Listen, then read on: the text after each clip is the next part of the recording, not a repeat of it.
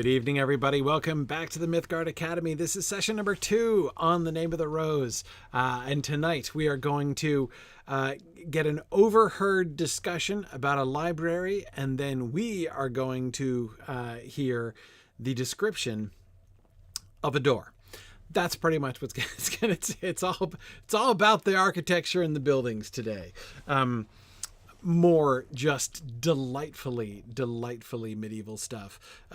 This is one of the most, The Name of the Rose is one of the most successfully medieval modern books I've ever read. It's pretty good. He does a pretty good job of capturing the medieval mindset in several ways. But anyway, before we jump in, however, to our descriptions, I wanted to remind folks we are now, as of today, well, technically tomorrow. I'm thinking 2 weeks today because I'm leaving 2 weeks from today. But at 2 weeks from today, I'll be driving down to Virginia, to Leesburg, Virginia, which is right near the Dulles Airport, in order to attend Mythmoot. And I am so looking forward to seeing so many of you there. There's still time to sign up. You can sign up either for in-person or you can sign up for Moot Hub, which is our hybrid experience, our remote experience. And everybody who signs up. So one of the really cool things, Moot Hub, that's what I mean. Moot Hub provides recordings of all of the sessions. This is especially important at Mythmoot, as there are often three different tracks that are going on at the same time. And over the years, I have habitually found it rather heartbreaking trying to decide which one to go to and which one to miss. So it's really nice that they are available in recordings now. And you will get access to the full recordings if you sign up for Moot Hub or if you come in person, even if you only come for 1 day, because of course you can. It's a 3.5 day conference. You can come for the whole thing, or you can come for just 2 days, or you can get a 2-day pass, you can get a 1-day pass. But even if you just come and get a 1-day pass, you'll still get all of Moot Hub and access to all the recordings as well. So anyway, this is there's gonna be cool stuff happening. Yeah, Eric, it's so useful, right? Eric says there's some really cool presentations happening at the same time I'm giving mine. That always seems to happen, Eric, when you're involved in one place. All of the things that you would most want to see are happening in other rooms at the same time. That kind of thing happens all the time. So anyway, I can't wait to see folks again this year. And it's going to be just delightful. So I hope that folks will be able to join us. Go to blackberry.signumuniversity.org and you can find in our events section the listing for Mythmoot and sign up. You can sign up for lodging there as well. You can get a room at the National Conference Center, which is where we will be located again down there in Leesburg, Virginia, and that'll be. It'll be a lot of fun to see everybody and hang out there together in just 2 weeks. So looking forward to that. All right. So let's go. There were 1 or 2 things that I wanted to finish up with that initial scene in which we get Brother William's acumen established. And of course, we get those very direct parallels to the Holmes and Watson situation and really sort of establishing the whole medieval Sherlock Holmes thing. The last passage I wanted to talk about on that is, again, it's another way in which, as I said last time, Umberto Eco is, in this story, doing a really, I find anyway, a delightful kind of what if, right? What if Sherlock Holmes, right? What if somebody with Sherlock Holmes's interests and abilities were born in the Middle Ages? What would that look like? What would he be like, right? If you think of the sort of circumstances of Sherlock Holmes, right? Where he lives, how he interacts with the police, right? How he interacts with, other people in society, like this sort of role and status that he has in Victorian London, right? And the way that is connected with so many of those circumstances, from things like his relationship with Scotland Yard, all the way down to his relationship with the homeless network, and stuff, right? The street urchins, right? On the streets of London. That is Sherlock Holmes, is very much a person of his times, right? But what would it look like if he were of a different time and of a different place? And I think, actually, JJ, I'd back it up even one step behind that. JJ says, what if Sherlock Holmes was a 14th century Franciscan? I think it's not even that. Just a 14th century guy, right? What would he be? And so, of course, Echo's first answer to that is he'd be a Franciscan, right? And that, I think, is a really interesting thing. He's not, he is obviously far too interested in things to just to stay in a monastery, right? To retreat into. He's not going to be a hermit, and he's not going to be a monk. He's going to be a friar. He's going to be out in the world. He's going to be involved in the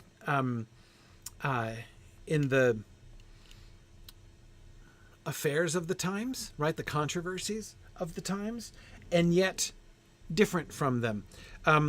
Disclaimer: we're almost certainly not going to get to his discussion with Ugolino today, in which they talk about the heresies and all that sort of thing. If we get as far as finishing the description of the church door, I'll be pretty satisfied with our progress today. Anyway, yeah. So, yes, that's right. We're still pre-Jesuits here, JJ. The Jesuits are like pretty much a Renaissance thing, or later in any case. And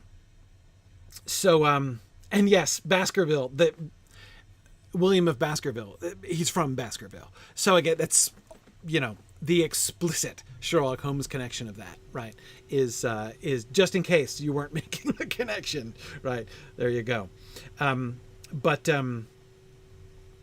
Yes. Okay, so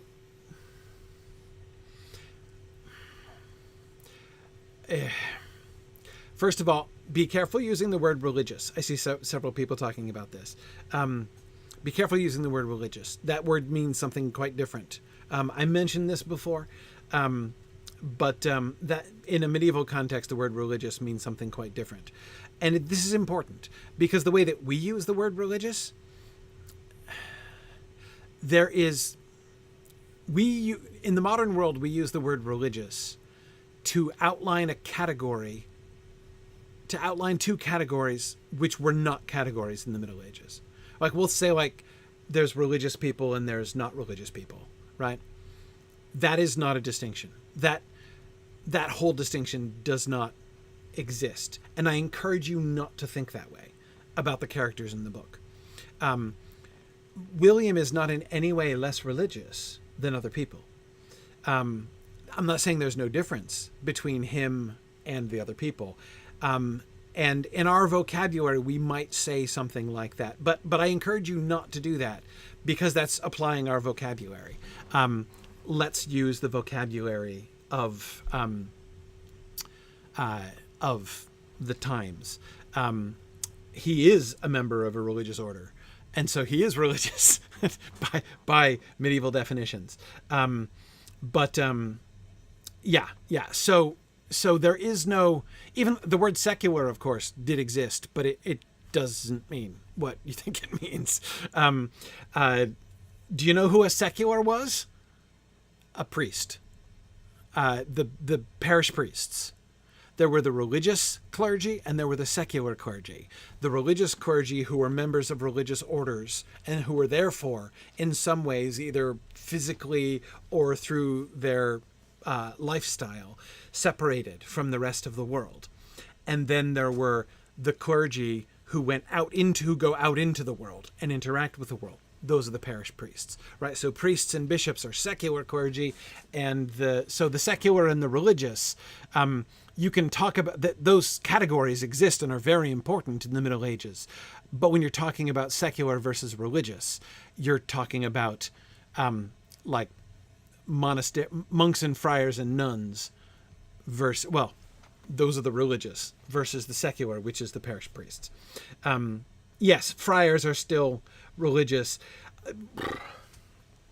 Yeah, again, I wouldn't even apply.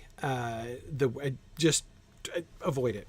Avoid it. Try to set aside from the start. Try to set aside our vocabulary, because it's not going to help, and it's going, I think, to start us in kind of confusing directions. Anyway, okay. What we will see is William's relationship with reason. He and Ugolino, when we get to their conversation, which will probably be next week, we'll talk about this, right? But look at how I talked a little bit about Sherlock Holmes' situation in Victorian London, right? But of course, he also is situated not only, culturally and geographically in Victorian London, he is also situated ideologically in Victorian London. So when Sherlock Holmes writes a monograph about detecting crime, right? What does he call it? Everybody remember Sherlock Holmes' monograph? The one that he writes, like, before we meet him? He's already written it by the time we encounter him with Watson in the Study in Scarlet. Everybody remember the name of Sherlock Holmes' book? There's the pamphlet that he, it's small. Not the one about the different kinds of cigar ash, necessarily. The Science of Deduction. The Science of Deduction. He's published a thing called The Science of Deduction. That is a very 19th century way of thinking about what he does and how he does it, right? Holmes is very interested in the scientific method, whether he's doing chemistry in his room, or whether he's doing detection, right? Let's look at how William thinks about this. Brother William. All the same, I said, this is Adso, of course, when you read The Prince in the Snow and the evidence of the branches, you did not yet know Brunellus. In a certain sense, those prints spoke of all horses, or at least all horses of that breed. Mustn't we say, then, that the book of nature speaks to us only of essences, and many distinguished theologians teach? Now, Adso is raising the terminology, which was a really important premise of theological discussion during this period of time, namely the debate between the nominalists and the realists.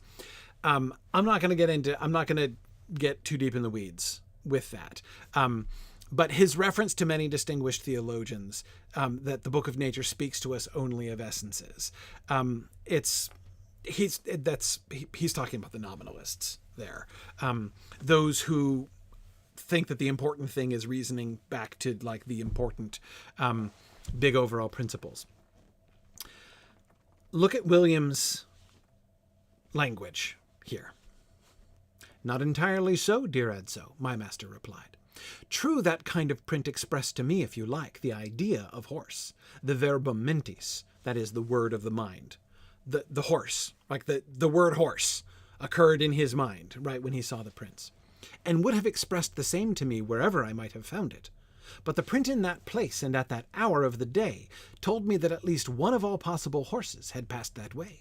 So I found myself halfway between the perception of the concept horse and the knowledge of an individual horse. And in any case, what I knew of the universal horse had been given me by those traces, which were singular.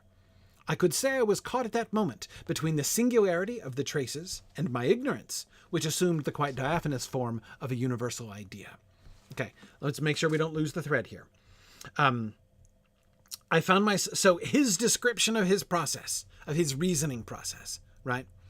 Again, it's not about like analysis of specifics leading him to general conclusions, right? That's not how so he's not thinking about this in terms of the way that we think about the patterns of deductive reasoning, the way that Holmes talks about it, the way that Watson talks about it when he's talking about Holmes's method, right?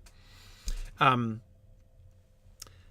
he sees the horse hoof prints in the snow, it conveys an idea. The general idea of horse occurs in his mind. But he knows he's not... Now, keep in mind, he's also kind of teasing Adso throughout this paragraph, right? So that's something we have to remember that context. Just as in his own explanation, Holmes is very often teasing Watson, right? Remember what Adso just said. In a certain sense, those prints spoke of all horses. In saying that, Adso is doing the Watsonian thing, right? I can see how you knew it was a horse, but how you could possibly have concluded that it was, the abbot's horse Brunellus is, how do you do it, Holmes, right? That's what Adso is saying here. But again, Adso's vocabulary is, I can see how you knew it was a horse. But mustn't we say that the book of nature speaks to us only of essences? That is, I can see how you knew in general that it was a horse, but I can't tell how you could possibly have come to the conclusion that it was specifically Brunellus. So, sort of humoring him and kind of teasing him, William runs with this. I found myself halfway between the perception of the concept horse, the verbum mentis, right, the idea, the word of horse in his mind, and the knowledge of an individual horse. So he knows that there is an individual horse. And there were specifics. He said, the print at that place and at that hour of the day told me that at least one of all possible horses had passed that way, right? So it's not all horses that he's looking for. It is only one. Okay. And in any case, what I knew of the universal horse had been given me by those traces, which were singular. So he is reasoning from the singular, the specific prints to the abstract idea of horse.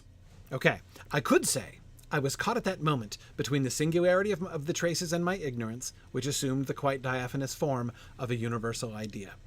Notice William compares the perception of the universal idea to ignorance. This shows that William is a realist, not a nominalist. But anyway, it's okay. If you see something from a distance and you do not understand what it is, will you be content with defining it as a body of some dimension? You will be content with defining it as a body of some dimension. When you come closer, you will then define it as an animal, even if you do not yet know whether it is a horse or an ass. And finally, when it is still closer, you will be able to say that it is a horse, even if you do not know yet whether it is Brunellus or Niger. That is, Brownie or Blackie. And only when you are at the proper distance will you see that it is Brunellus, or rather that horse and not another, however you decide to call it. And that will be full knowledge or learning of the singular.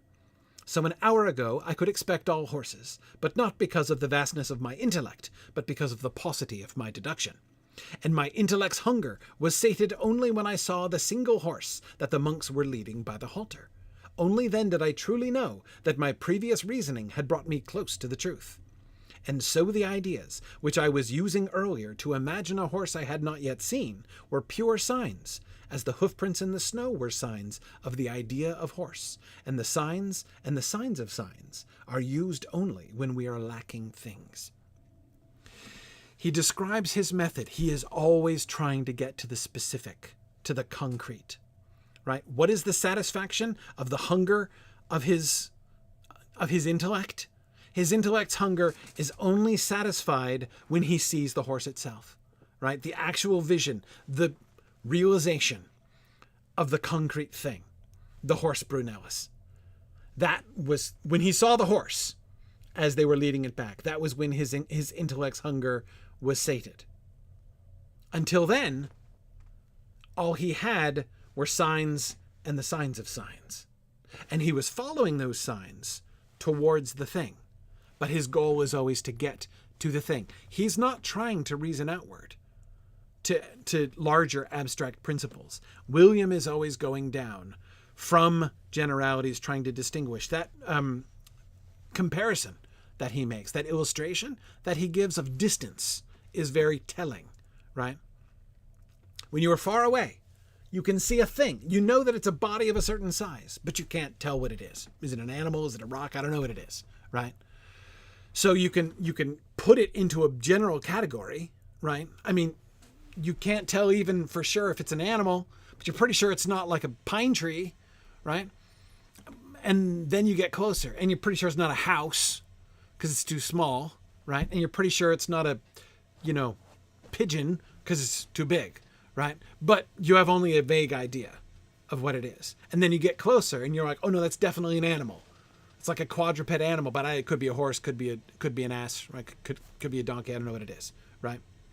And then you get closer and you're like, oh no, I can see it's definitely a horse, but you couldn't recognize which horse it is, right? And then you get closer and you can recognize the specificity, right? That continuous, this he's giving as a kind of metaphor of his process.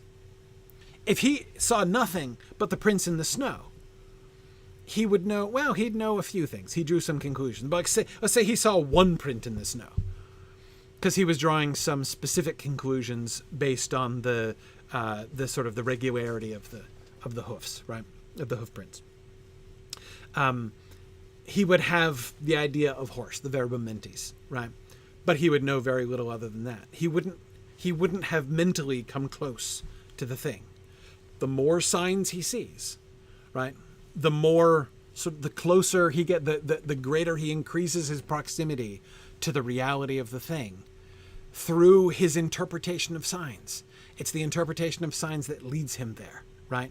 And yet, even when he has, in fact, come, everyone else is amazed, right? That he knows, but he realizes he's not yet there. It's not until he actually sees the horse that he has actually arrived at that specificity. Because it was still his conclusion, though he was confident in his conclusion was still based on the interpretation of signs and the signs of signs. The reality, the perception of the reality, right? The encounter with the horse itself, that's the reality. That's the sating of his intellect's hunger. Okay, yes, it is Brunellus. I was right, right? I don't want to emphasize Sherlock Holmes too much. I already talked about him too much, probably, because we're not reading Sherlock Holmes right now, and this is this is not a Sherlock Holmes discussion, and I don't want to assume everybody knows Sherlock Holmes really, really well, because you might not. But in any case, you will certainly see the differences, and in my opinion, they are far beyond superficial differences. It's not just that Umberto Eco has kind of taken Sherlock Holmes's way of speaking and translated it, right? Brother William approaches things and thinks about the categories that his mind uses are medieval categories rather than Victorian categories.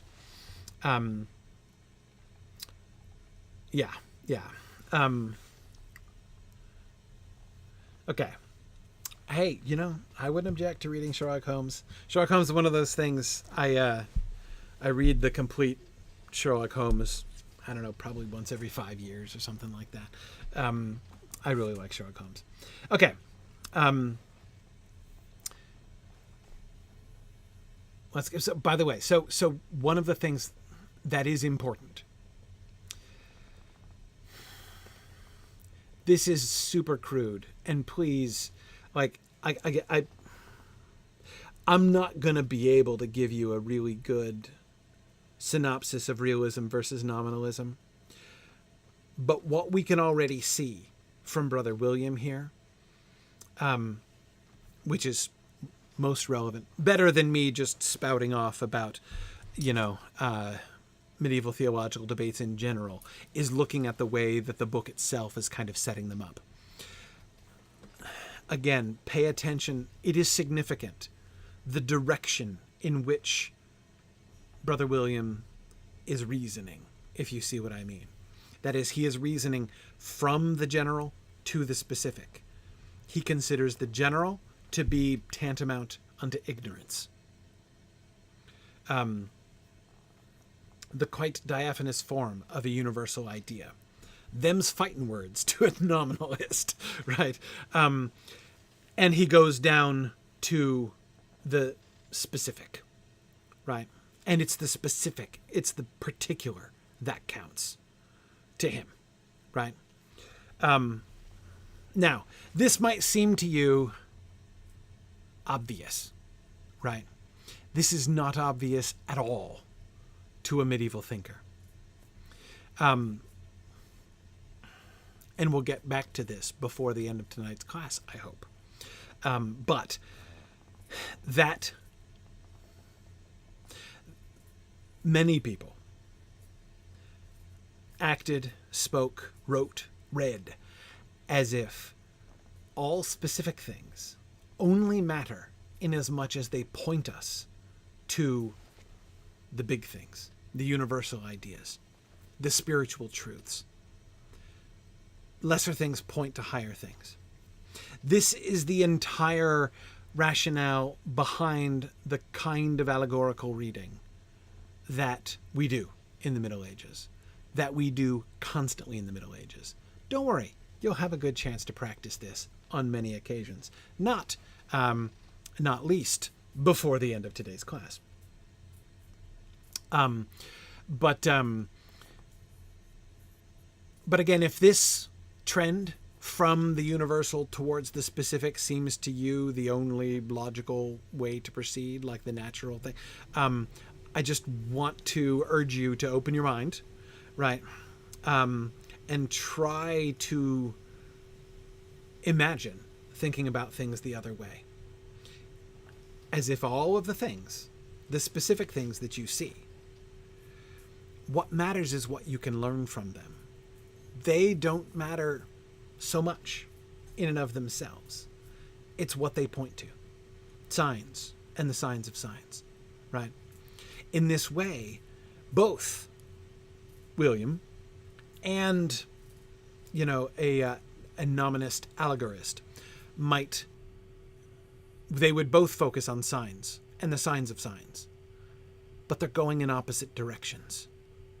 Instead of taking a horse as a sign of a higher thing and interpreting that and moralizing it or allegorizing it in different ways or allegorizing it in multiple ways, William is going the other way around, starting with universals and using specific observations, bringing it ever down and down towards the actual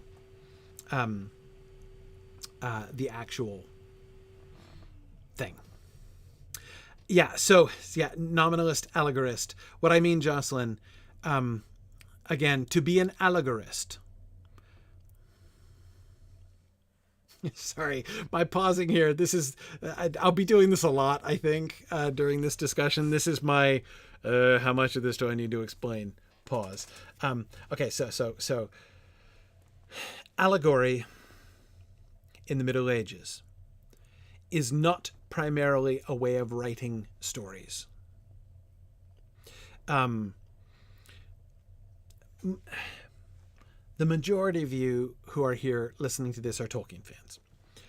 And so, therefore, Tolkien has provided for many of you, perhaps even for most of you, your kind of primary context for allegory and its interpretation. Of course, in his famous comments about allegory in the preface to the second edition of the Fellowship of the Ring, Tolkien is disclaiming, he famously disclaims writing allegory.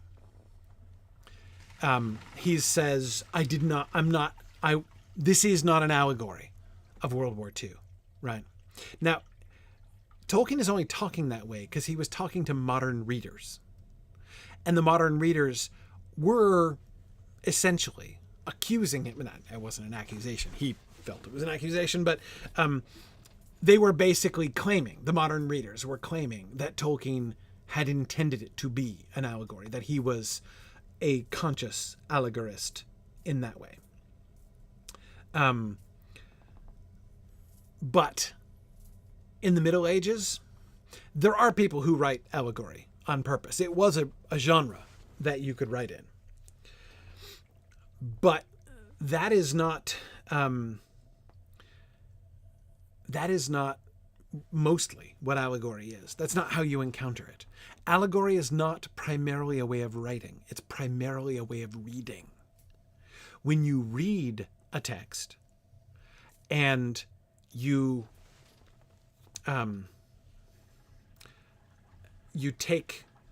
perceive the inner meaning, not the inner meaning that the writer meant, that may not actually matter at all, right?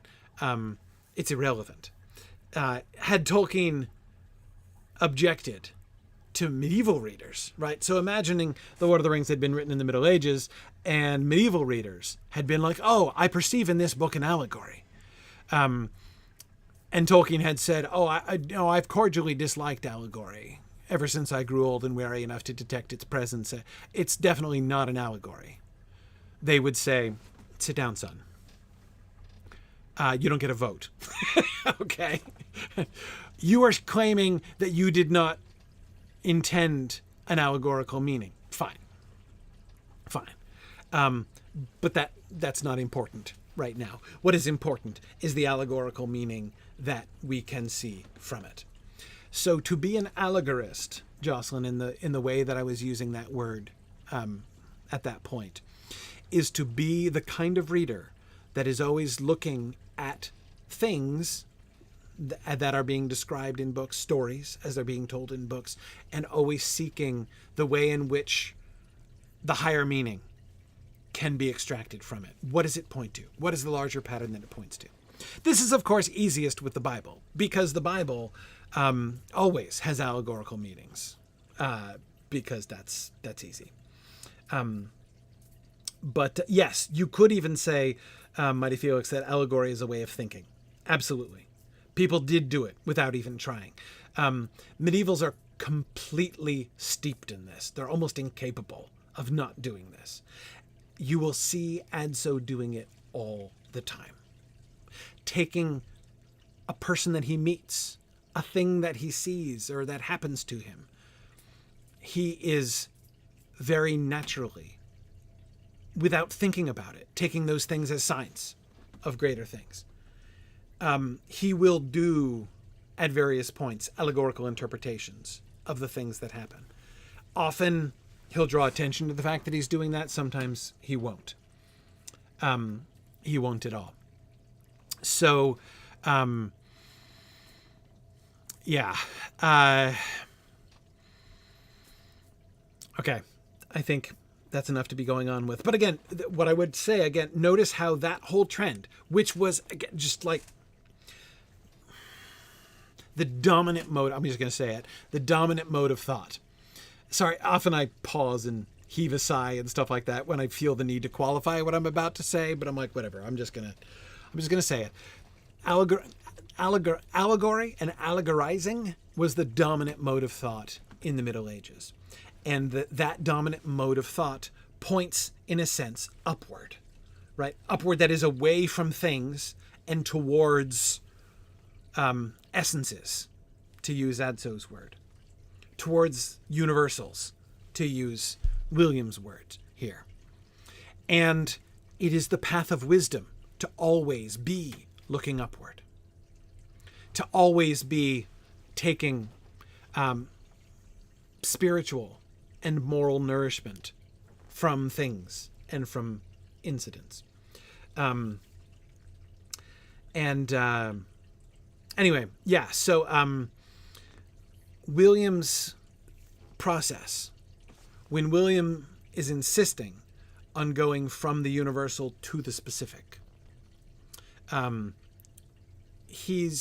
movement is counterintuitive. It's not unknown. It's, again, they're the realists as well as the nominalists, right? So there's a school of thought that supports William's thinking here. But so again, it's not like he's just Umberto Eco has resisted taking a modern person, taking Sherlock Holmes, basically, and just dropping him, just dropping him into the middle of a medieval world or a medieval story.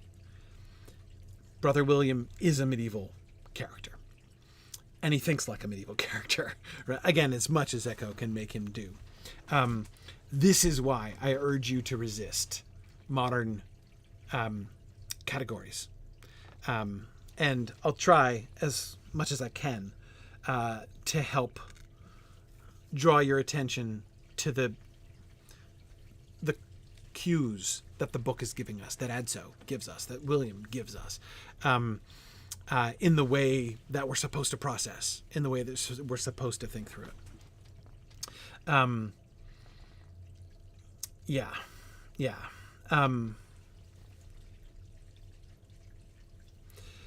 Okay.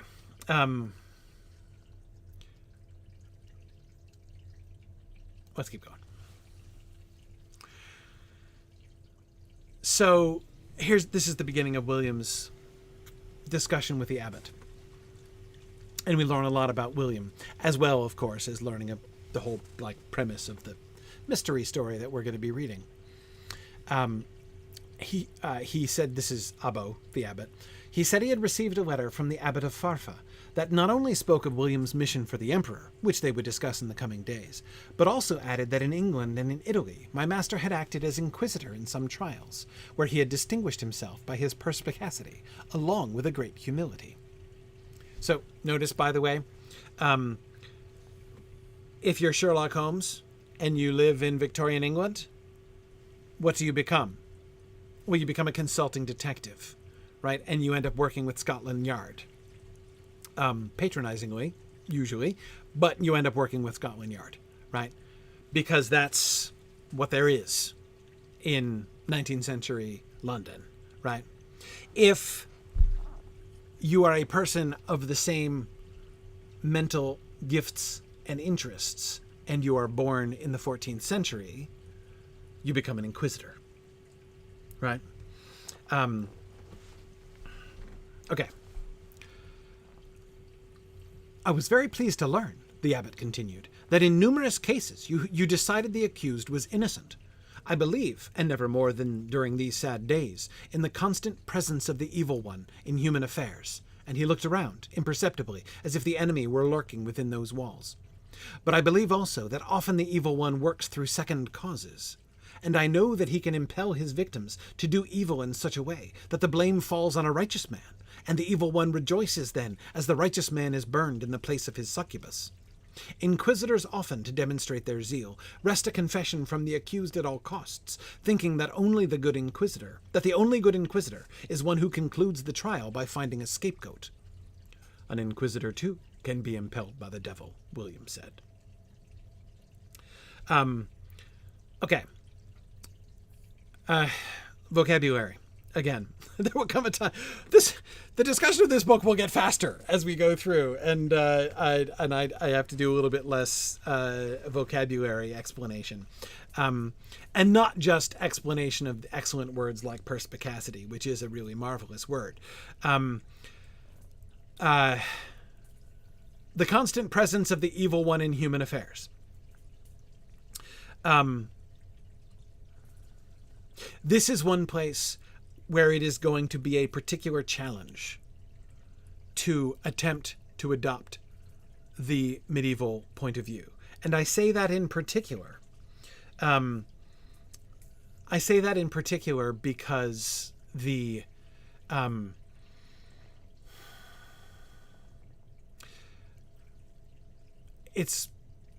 there are going to be many things that are easy for us to not take seriously or to make jokes about.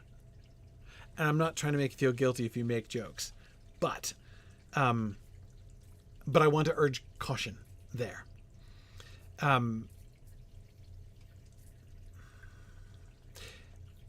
I believe, and never more than during these sad days, in the constant presence of the evil one in human affairs. But I believe also that often the evil one works through second causes. Okay. The devil is very active in the world. Everybody knows this.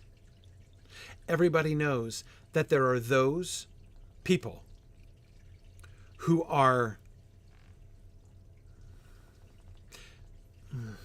I want to say seduced, but I want to be careful. Sometimes there's sex involved, but I don't mean that in just a sexual sense. There are people who work with the devil. There are people who are deceived by the devil. There are people who are used by the devil. Enticed would be better. Thank you. That's a good word. Many are enticed by the devil and give in, more or less knowingly, to the devil in his work. We all know this. By the way, let me get this out of the way before we go any further. There are not witch trials in the Middle Ages. Don't be thinking about witch hunts. When you're hearing about inquisitions and the evil one working in second causes, whatever you do, do not think about the Crucible and the Salem witch trials. That is not this. It's not wholly unlike this, of course. There is certainly a similarity between those two historical incidents, but this is quite different. Witch hunts and witch trials are a Renaissance thing. It's in the 16th century that we are fascinated with witches and think that there are witches all over the place. That's not a medieval thing. So again, don't be thinking about Salem witch trials. I'm not saying there aren't any, but it's not a thing. It's not their vocabulary. It's not how they talk. They talk about similar things, but that's Renaissance vocabulary. That's not a medieval thing.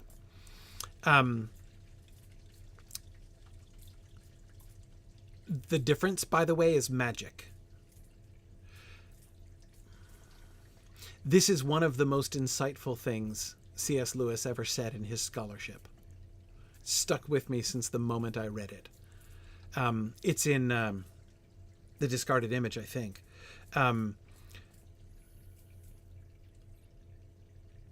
C.S. Lewis says, science and magic are born twins. People forget this.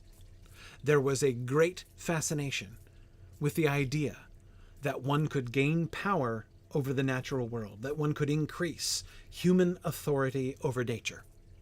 And there were two mechanisms for this that were developed with great enthusiasm in the Renaissance.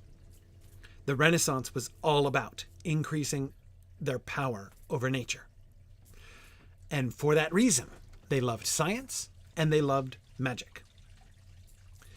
And as C.S. Lewis goes on to say, one of those two babies died in infancy and the other one thrived, but they were born twins, right?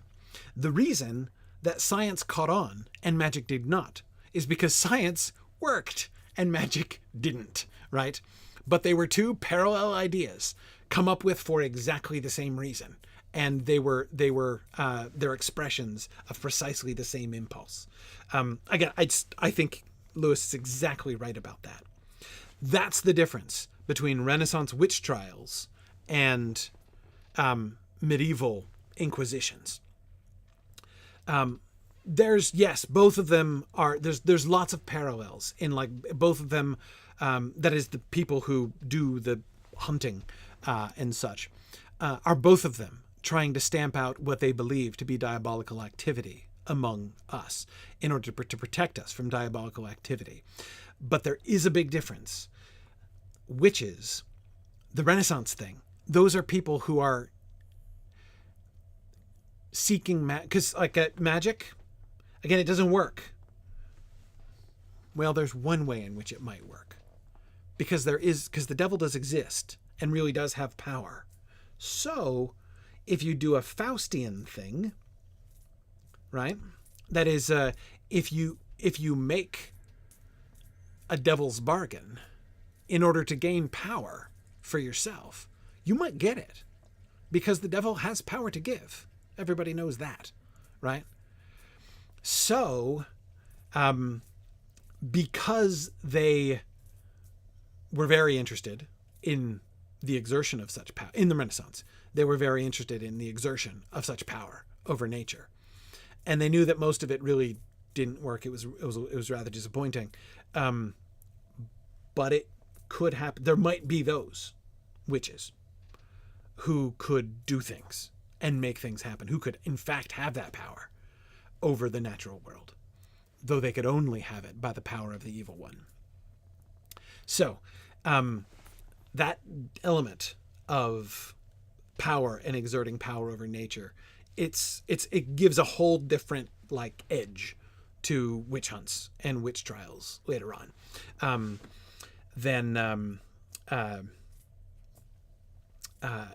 Anyway, then in the Middle Ages, again, notice how Abbo is talking about this here. There is a constant presence of the evil one, the devil, in human affairs. He's always at work in human affairs, lying, deceiving, enticing. Thanks again for that word, Devora. Yeah.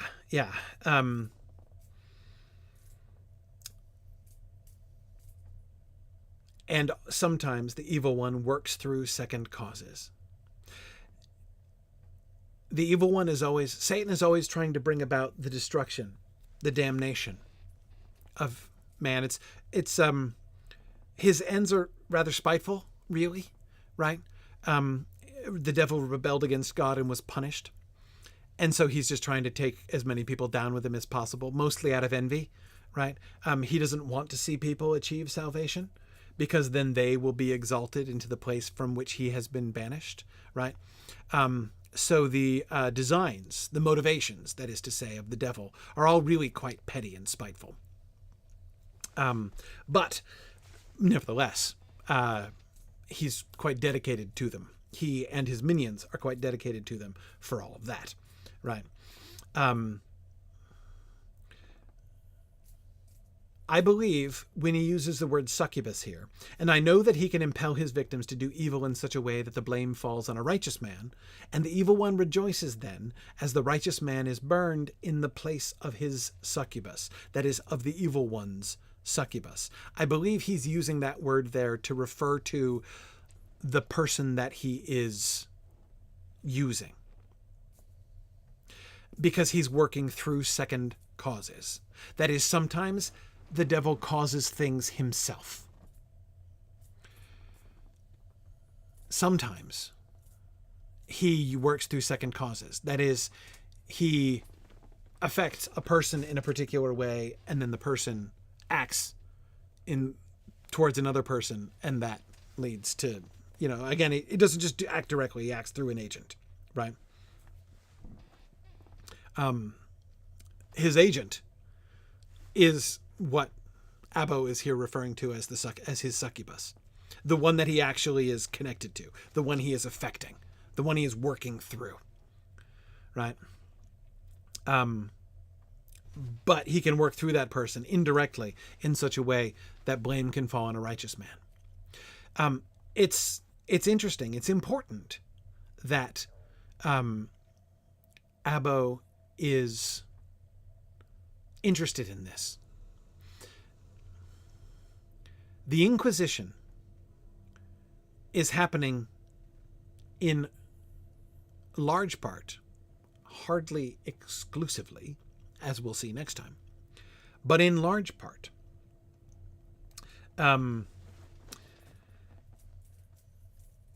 because of this belief, because of the belief in the constant presence of the evil one in human affairs. The desire to work against the diabolical influence in human affairs is one of the things that leads to the Inquisition. We must stamp this out. horrible harm is being done to people, to, to individual people directly, to lots and lots of people indirectly.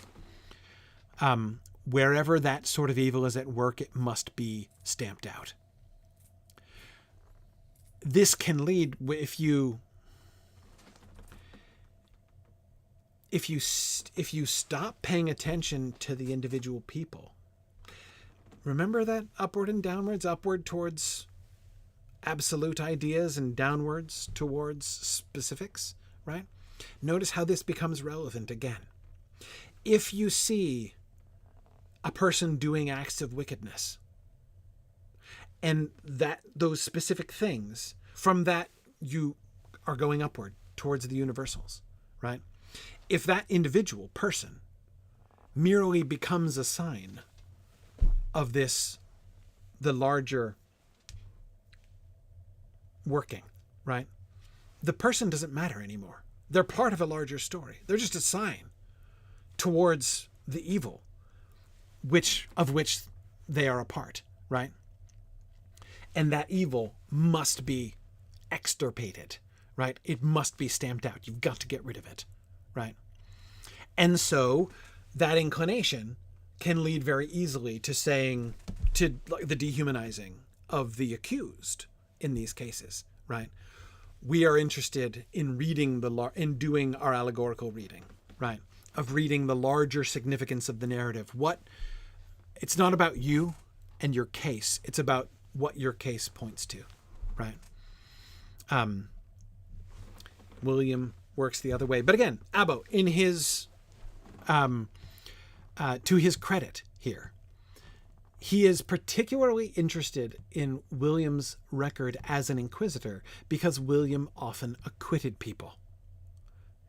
He showed himself not only to be greatly perspicacious, but also very humble.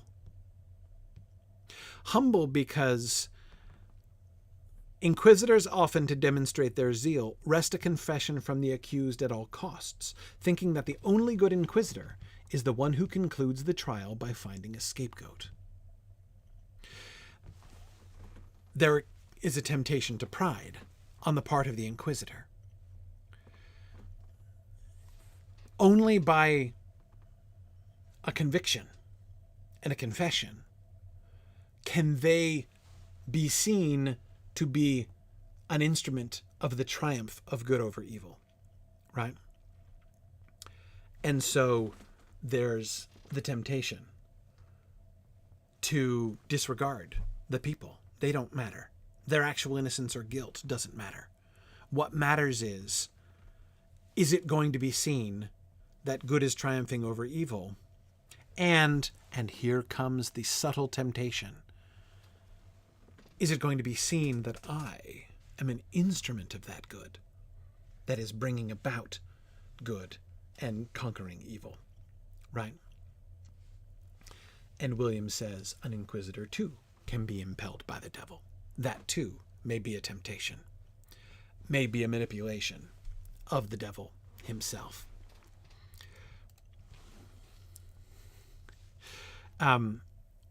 But Abbo's interest in William's history of acquittals is not just hypothetical, right? There's something on his mind.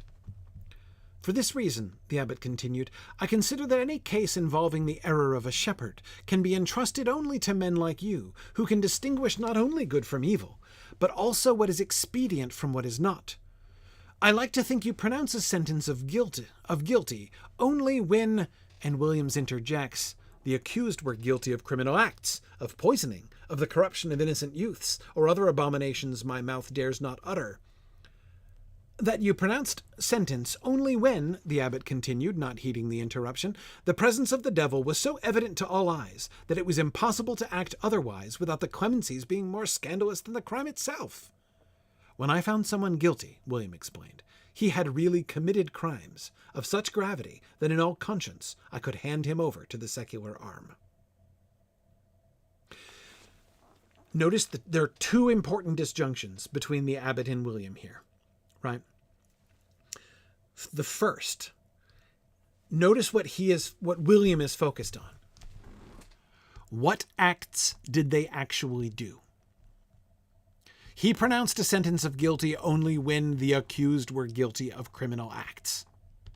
Right? When he could prove, again, working down towards the reality of things. When he could get to the criminal investigation equivalent of seeing the actual horse. Right? When he could prove and was certain that the accused were in fact guilty of criminal acts, then he pronounced a sentence of guilty against them. And the abbot almost agrees with that, right? You pronounce sentence only when the presence of the devil was so evident to all eyes that it was impossible to act otherwise. What's the difference? The difference is one of cause and effect. The difference is still that up versus down, to use my really clumsy metaphor, right? The abbot is still thinking upward from specific to generality, right? Both of them are talking about the same thing, right? The thing has been proved. He is definitely guilty. William's words for that are, he is guilty of criminal acts. The abbot's vocabulary for that is, the presence of the devil is so evident to all eyes, it was impossible to act otherwise. And the important thing is that one is talking about the thing. The other is talking about the cause of the thing. One is talking about the specifics of the situation. The other is talking about the larger narrative, the larger story. What matters is that we now have proven what the devil was doing in this situation. Again, William is not necessarily disagreeing. Does William believe that the criminal acts, poisoning, corruption of innocent youths, and other abomination his mouth dares not utter, does he think those are not caused by the devil? I think he would say he doesn't know for sure, right? But the point is not that he disbelieves that the devil could be causing those things. The point he's making is that to him it doesn't matter. It's beside the point, because that's not what he's interested in. What he's interested in are things downward. What the abbot is interested in is the larger story, right? Not universals, but the higher things, right?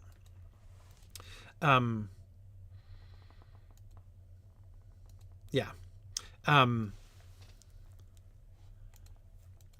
Oh, sorry. I forgot the other one. The other thing, of course, that's the one disjunction. And it's pretty close. They're pretty close, but it's significant how they think about it differently, right? The other thing is the implication of his circumspection, right? Any case involving the error of a shepherd can be entrusted only to men like you, right?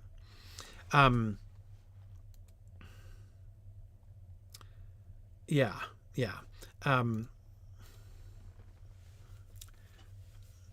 William is not comfortable with that.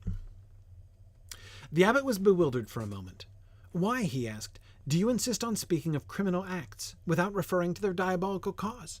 See, notice he doesn't even understand William's vocabulary, because they think about things. They're using the same terminology, but again, they're going in different directions with him. He's like, what, why? I don't understand. Because reasoning about causes and effects is a very difficult thing, and I believe the only judge of that can be God. We are already hard put to establish a relationship between such an obvious effect as a charred tree and the lightning bolt that set fire to it.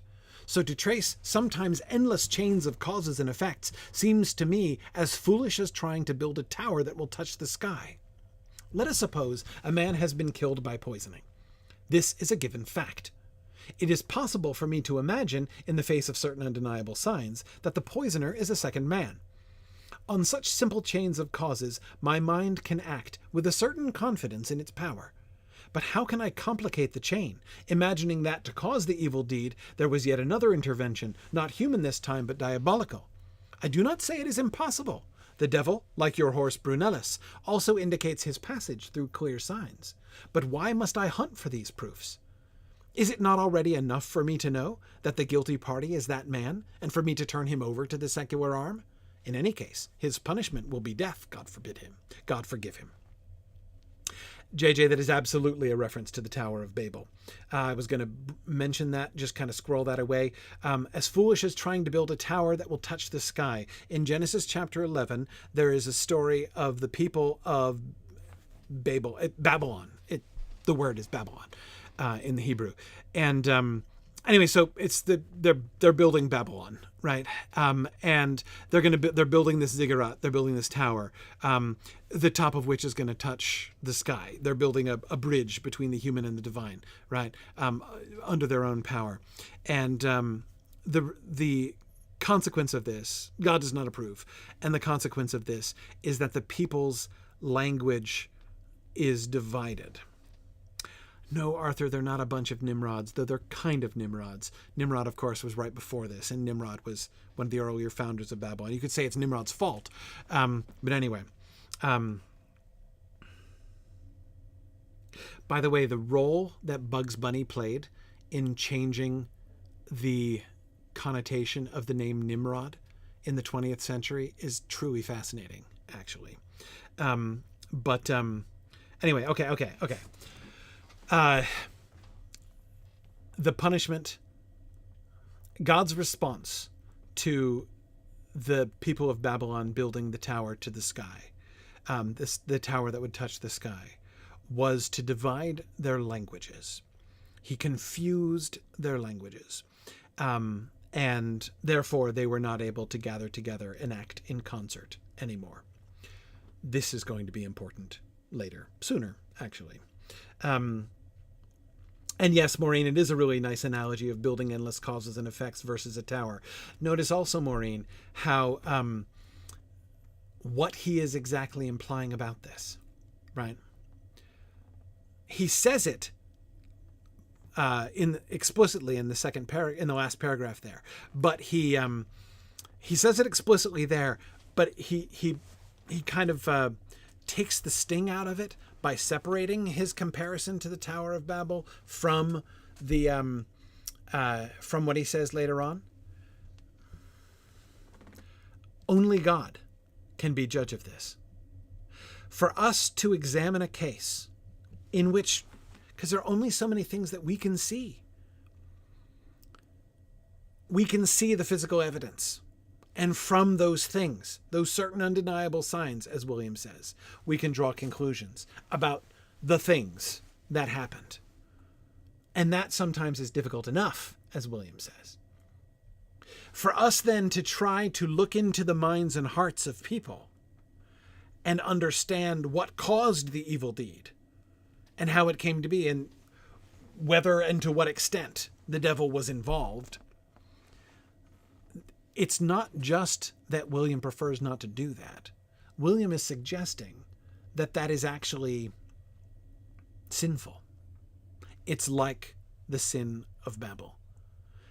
It is just like the people who said, hey, let's build a tower to the sky. Let us, by our own power, create a bridge between the human world and the natural world, which is what the Tower of Babel basically is. He's saying that's what you're doing when you're reading the causes and stating firmly what impelled a person to do the action. It's a step too far. We don't have that data. We can't know that. Only God can see into the hearts. Only God knows those things. This is not our terrain.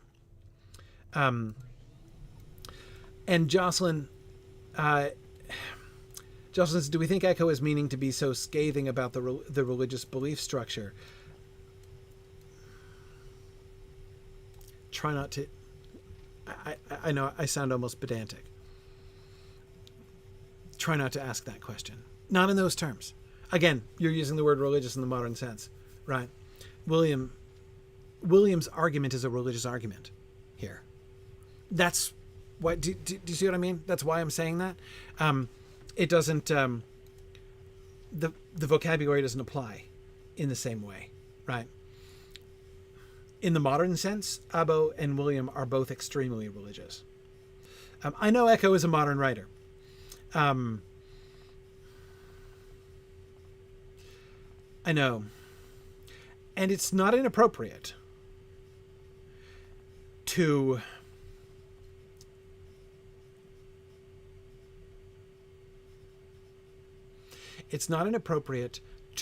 like draw big picture conclusions about how he's handling the medieval stuff. But in order to understand how he's handling the medieval stuff, we have to jump in. We have to try to understand it within the terms that he's giving us.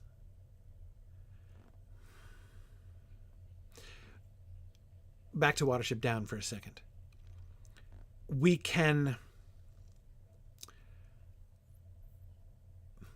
There are ways in which, of course, in his depiction of the rabbits in Watership Down, in the novel Watership Down, Richard Adams is making criticisms about human society. But we're not even going to understand those criticisms properly if we don't first stop thinking about human society and first come to understand the secondary world of the rabbits that he's building for us in Watership Down. And if once we do that, then we can be confident in the ways in which we can interpret and apply that interpretation, if you see what I mean there.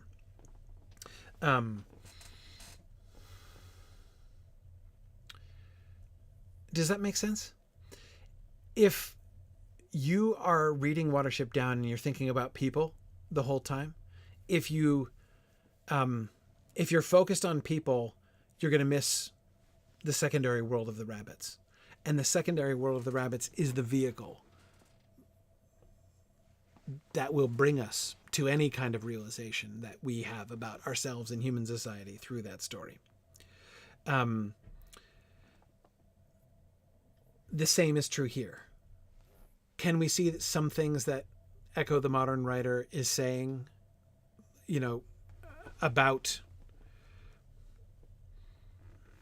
us in the modern world? About the medievals? Yeah. But we're only going to be able to see it if we can first enter into the world that he's building there.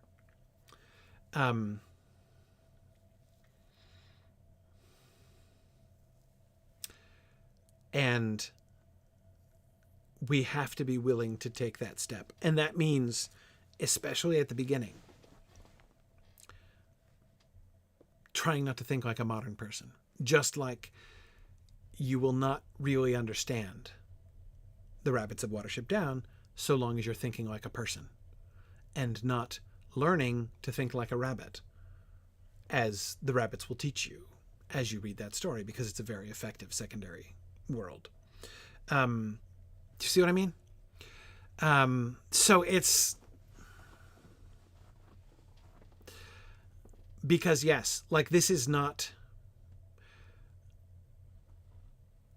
it would be easy, thinking in modern terms, to hear William here as merely the champion of like modern rationalism versus religious belief. But William is explicitly not a voice of modern rationalism. Rationalism, yes, not modern rationalism. Certainly not rationalism as opposed, in some sense, as it is opposed in the modern world, but was not opposed in the Middle Ages to spiritual belief. Anyway, so that's why I'm being kind of insistent on this, because again, this is a good illustration. William's objection is not to use the modern word, a non-religious or a secular argument. It is purely spiritual. That's why I was going to point, even if JJ hadn't asked about it, I was going to point out the Tower of Babel bit, because that's his premise.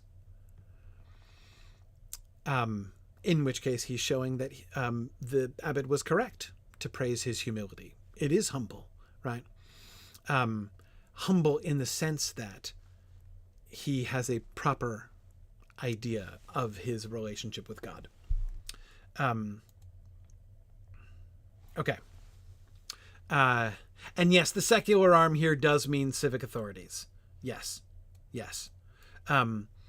Yes. Again, that's why the word secular is complicated, because it does mean of the world. Like the literal translation is of the world. And it is used in several different ways. One way, as I say, within the context of the church. So you have to be careful about that, because some secular people are not at all what we would call secular people. But sometimes the word secular, as in this case, is used to describe secular as opposed to sacred, which again still is a distinction that is like the modern distinction, but still different from it, right? The secular arm is certainly not non-religious in the modern sense, right? The authority of the secular arm, the working of the secular arm, the worldly force, in this case, the civic authorities, right? He's handing them over to, the judgment of the local magistrates, right? Yes, even the civic authorities assumed what we would call religious realities. Absolutely, Eric. That's exactly what I'm getting at. The whole idea of civic authority is premised upon biblical concepts. That authority is delegated to them by God. Anyway, we don't have to get into that whole thing, but yes, it's so secular, meaning worldly, meaning outside the church. Outside the church. So yes, like the governors and dukes and kings and that sort of thing. Yes, Calvin, you're right. William was an inquisitor, but he speaks of handing them over to the secular arm. And that confuses the abbot. He's like, why do you keep talking about the secular arm? Why does that matter? It matters to William because he is judging, in a sense, the secular things, the physical actions. And over those actions, like over crimes, the secular arm has been given authority. Are you telling me then, the abbot said in a worried tone, that in many trials the devil does not act only within the guilty one, but perhaps and above all in the judges? Could I make such a statement? William asked, and I noticed that the question was formulated in such a way that the abbot was unable to affirm that he could. So William took advantage of his silence to change the direction of their dialogue. But these, after all, are remote things. I have abandoned that noble activity, and if I did so, it was because the Lord wished it. No doubt, the abbot admitted. This is a Latin joke here. This is another one of those places. I wanted to explain this both because it helps to understand the thing about William's character that is being shown in this moment, but also just so that you get the reference. In Latin, when you formulate a question, there are several different ways that you can use Latin syntax in order to indicate that a question is being asked. And you can formulate a question. It is possible to formulate like an open question. But it is also possible to formulate a question which, as they tend to say, expects the answer yes or expects the answer no, right? Those are often used in debate, right? William says, could I make such a statement? But he doesn't leave it as an open. We don't have, we can do this a little bit in English.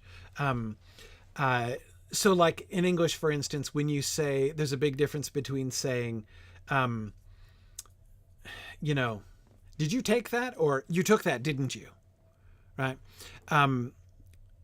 The one expects the answer yes. The second one is practically an accusation, right? The first one is an open question. Yes, Calvin, everyone is speaking in Latin. Well, almost everybody is speaking in Latin almost all the time. Yes, yes. Um, so, yes, yes. Eric gives a better illustration. Didn't you go to the store? If you say no, it's clear you didn't. But if you say yes, it sounds like you're affirming the negative. Yes, exactly, exactly. And yes, Latin is used most of the time, especially in situations like this, because, as Eric points out, the monks in this monastery are from different countries all over the place, right? So they all speak different languages, but they all speak Latin. This happened a lot in the Middle Ages. Anyway, so yes, William presumably speaks, well, yeah, Middle English, yeah, is his native language, presumably. He would have been raised.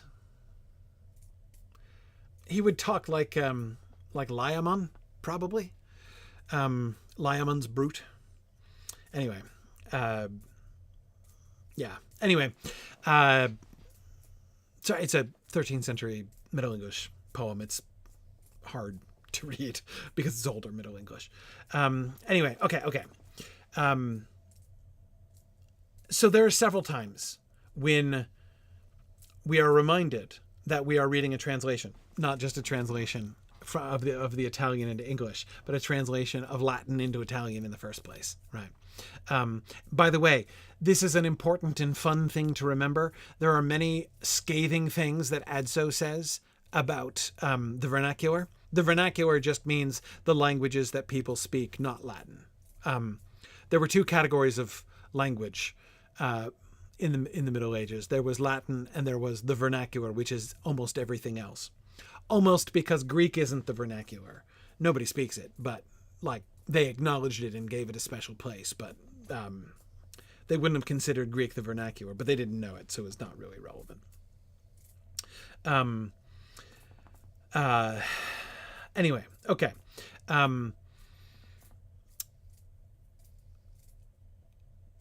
Anyways, as I say, there are times like this when we are reminded that we are reading a translation, and it's fun. But it also shows us something about William, right? William doesn't just... The translation says, could I make such a statement? Which could take a yes answer, a no answer, right? It's an open question. But when William is responding to this sensitive question, are you telling me that in many trials the devil does not act only within the guilty one, but perhaps and above all in the judges? Could I make such a statement? Is William's response. And he says it in such a way that the abbot is unable to, the abbot can't say yes. It's an answer which it's a question which expects the answer no. So it's something along the lines of, I couldn't make such a statement, could I?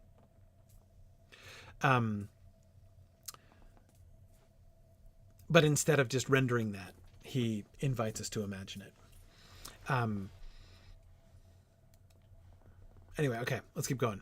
Oop. Another little Latin pun I just wanted to point out because, again, this stuff happens all over the place, and it's really fun. When he has gotten his commission from the abbot, he says, may I move freely about the abbey? I grant you that power. Will you assign me this mission, coram monacis, this very evening? Coram monacis means before the monks. That is, he's asking, are you planning to make an announcement in the refectory? Are you going to make this public? Right? Are you going to, like, in front of all of the monks, are you going to officially delegate me to investigate this so that everybody knows that I'm doing it? Right? That's what coram monacis means, before the monks. Right? But then watch what William says. I shall begin, however, today, before the monks know you have charged me, what you have charged me to do. Right? So he takes before the monks is what coram monacis means, right? So prior to your declaring my assignment coram monacis, I'm going to do this, right? It's a fun little joke, right? Little Latin pun. great. If you're going to assign this Cora Menachem, then Cora Menachem figure this out. I'm gonna start early. Yes.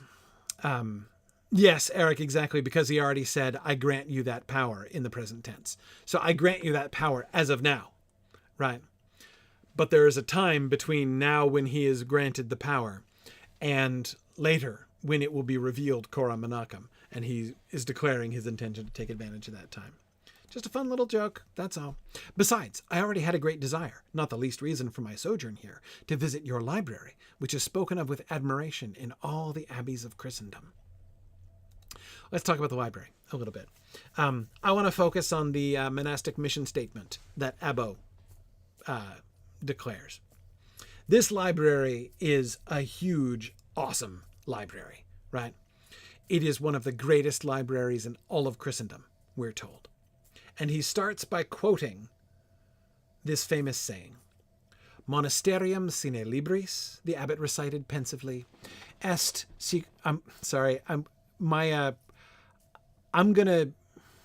when I pronounce Latin, I'm going to screw it up all the time because my church Latin pronunciation is super rusty. I've been using classical Latin pronunciation for a really long time. I was about to say est sicut civitas, which is not how you pronounce that. Est sicut civitas sine opibus, castrum sine numeris, coquina sine sopolectilii, mensa sine cibis, hortus sine herbis, pratum sine floribus, arbor sine foliis. A quick translation, and people can correct me here. I used to be able to read church Latin a little bit more fluently, but again, church Latin is like already halfway to Italian pronunciation, essentially. So it's pronounced very differently than classical Latin. There are V's, for instance. Civitas, not civitas, for instance. Anyway, never mind. Doesn't matter. Okay. A monastery without books is like a city without power. That is, like without authority. A castle, a fortress without troops, a kitchen without tools, a meal without food, a garden without plants, without herbs, a meadow, I think, without flowers, a tree without leaves.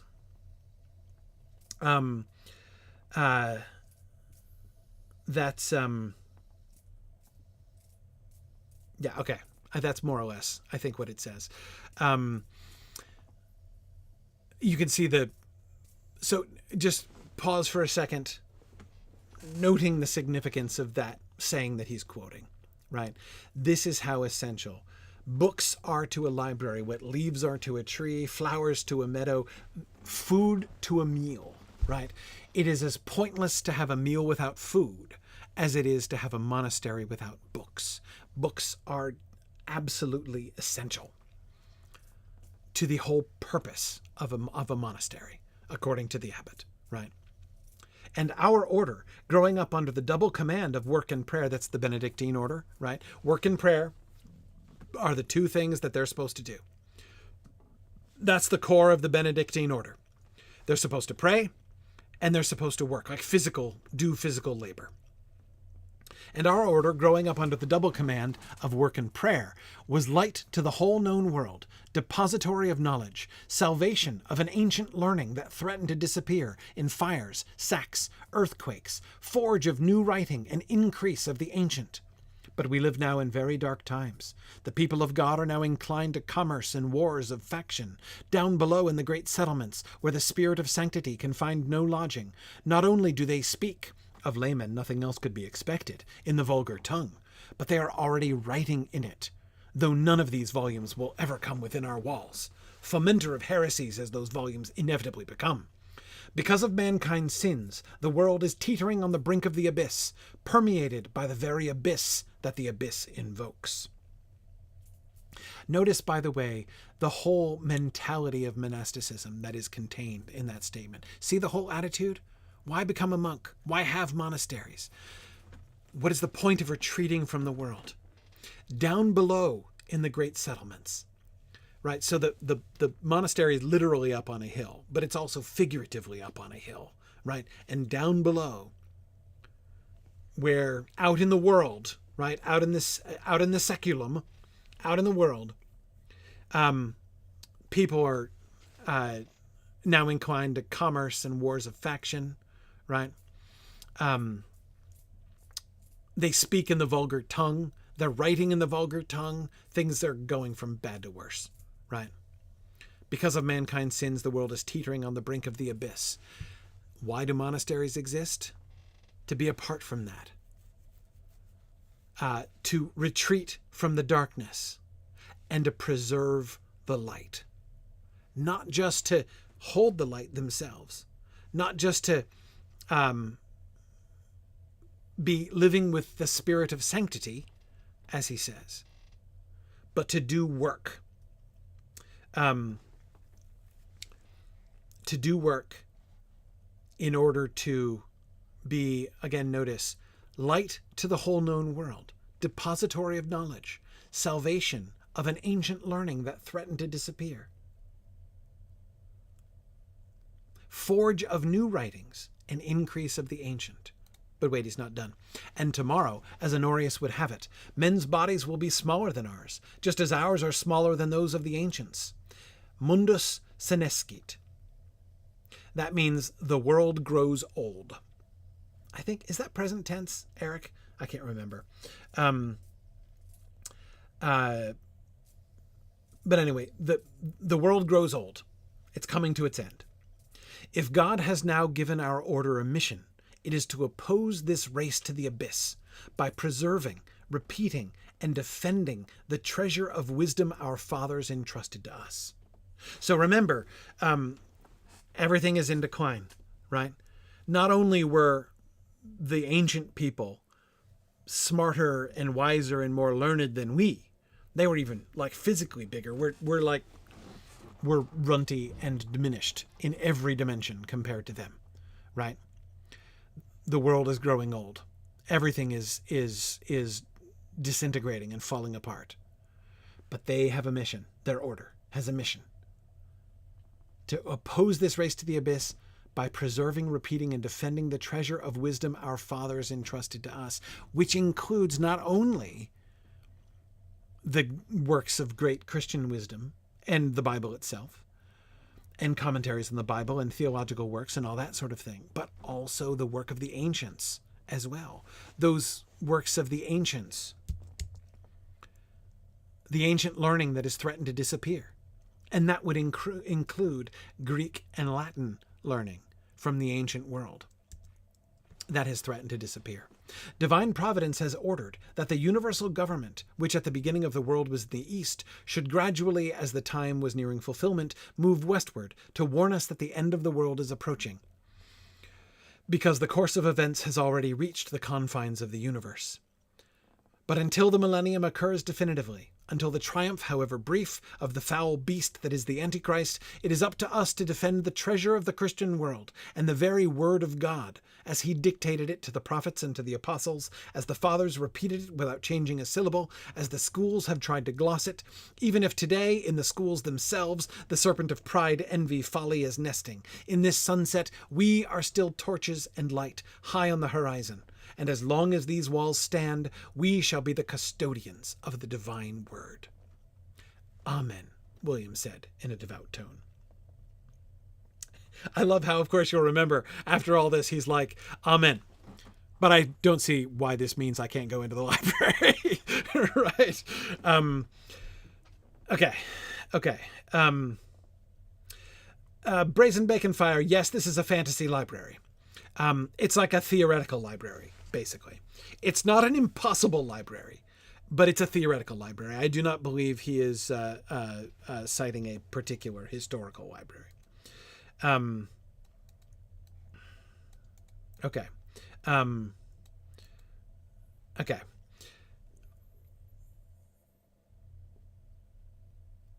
notice a couple things. I'm not going to talk much about the Translatio Imperii, that is the translation or movement of empire westward. Not crucial. I think at the end of the day, it just comes down to what he's taking from that statement about the translation of empire is simply that we know the end of the world is near, right? Yeah, right. As Eric says, this library is basically the medieval monastic libraries that we know existed all combined, basically. Yeah. This is like the quintessential ideal of monastic libraries. Anyway, okay. All right.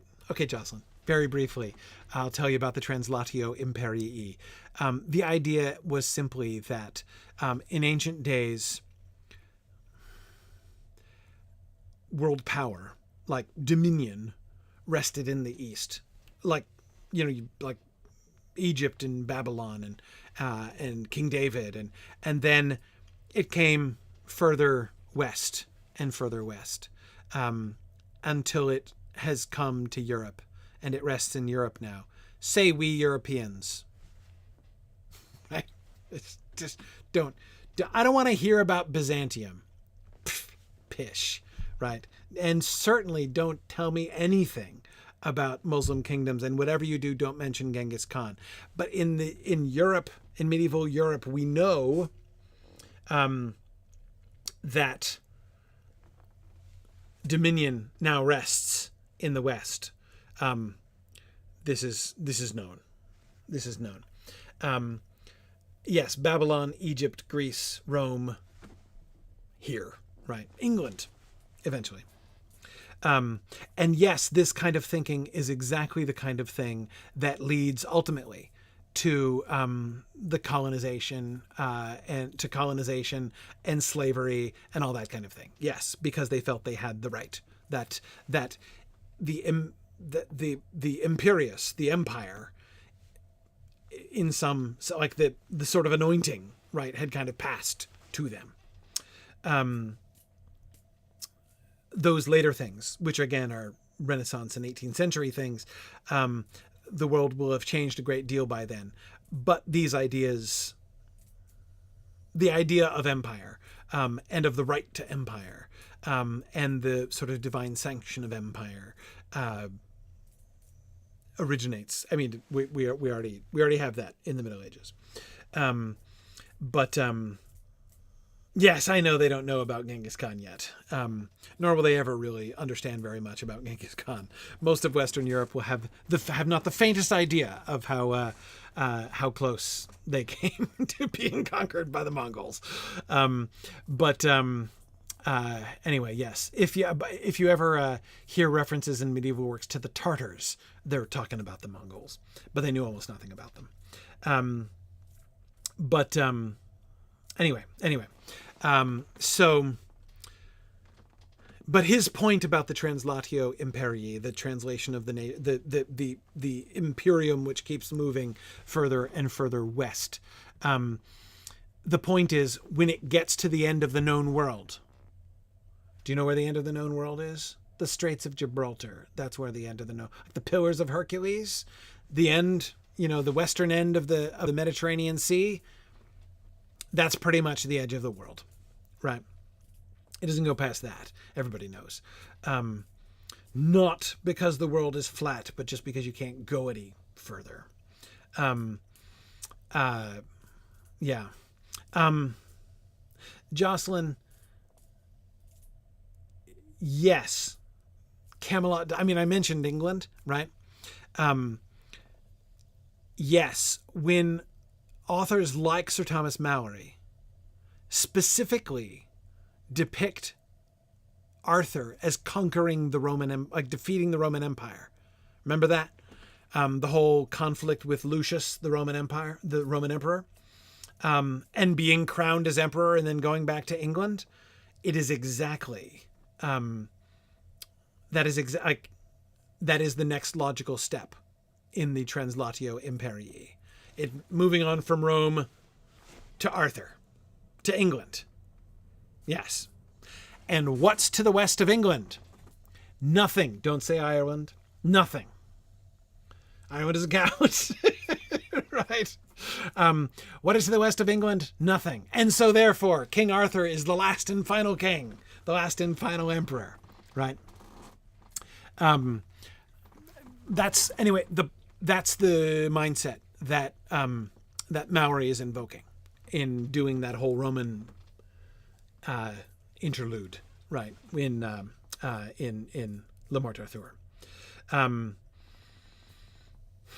Yes. Okay. Anyway, Wales, Jocelyn. Sure, you jest. Sorry. Anyway, yeah. It's all good. It's all good. Iceland also doesn't count. Now, anyway, you see how this goes. But anyway, again, his point is merely that it's already gone. I mean, he says this, right? Divine providence has ordered that the universal government, that's the Imperium, the universal government, which at the beginning of the world was in the east, should gradually, as the time was nearing fulfillment, move westward to warn us that the end of the world is approaching. Abbo only cares about the Translatio Imperii from west to east because it is a warning to us that the end of the world is approaching. Notice again, upward interpretation, right? The rise and fall of empires matters because it points as a sign to a higher reality. It tells us something about God's time frame for the history of the world, right? That's why it matters. Right. Okay. Okay. Torches and light high on the horizon. So in the library, there are also books containing falsehoods, because he mentions the falsehoods. This is his explanation for the falsehoods that are preserved, because again, the library contains not only sacred books, but ancient books, pagan books. Pagan means anything that's not Christian. Or Muslim. They're a separate category. Muslims and Jews and Christians are their own categories. Everything else is pagan. Just FYI. Or heathen. Almost synonyms, but not quite in the medieval vocabulary. Yeah, Muslims are considered pagans, but they're a special category of pagans. But usually, if you're talking about pagans, you're usually not talking. They're more likely to be called infidels. Anyway, whatever. We'll get there. There'll be plenty of references to Muslims for us to talk about. In fact, I'm skipping some here, but what can we do? All right. Anyway, in the library, there are books containing falsehoods. Monsters exist because they are part of the divine plan. And in the horrible features of those same monsters, the power of the Creator is revealed. And by divine plan, too, there exist also books by wizards, the Kabbalahs of the Jews, the fables of pagan poets, the lies of the infidels. It was the firm and holy conviction of those who founded the Abbey and sustained it over the centuries that even in books of falsehood, to the eyes of the sage reader, a pale reflection of the divine wisdom can shine. And therefore, the library is a vessel of these too. But for this very reason, you understand, it cannot be visited by just anyone.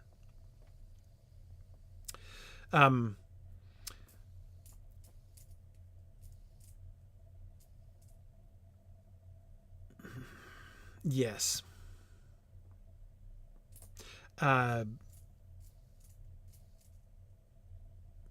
Okay. I'm just going to leave that there. This is important. The complicated relationship that they have with these books. He cites this. The fact that there are falsehoods. Books that contain false doctrines and false beliefs. The abbot cites this as a reason to protect the library, to protect people from the library. It is wisdom to preserve these books,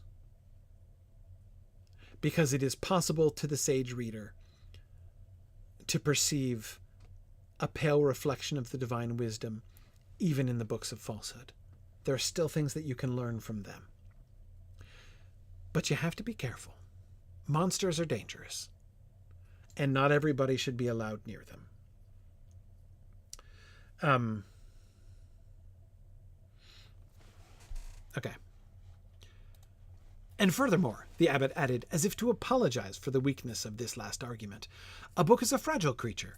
It suffers the wear of time. It fears rodents, the elements, clumsy hands. If for 100 years everyone had been able freely to handle our codices, the majority of them would no longer exist. So the librarian protects them not only against mankind, but also against nature, and devotes his life to this war with the forces of oblivion, the enemy of truth. And so no one, except for 2 people, enters the top floor of the edificium? The abbot smiled. No one should. No one can. No one, even if he wished, would succeed. The library defends itself, immeasurable as the truth it houses, deceitful as the falsehood it preserves. A spiritual labyrinth, it is also a terrestrial labyrinth. You might enter, and you might not emerge. And having said this, I would like you to conform to the rules of the abbey.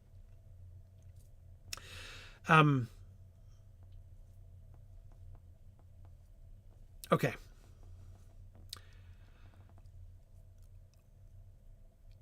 Notice.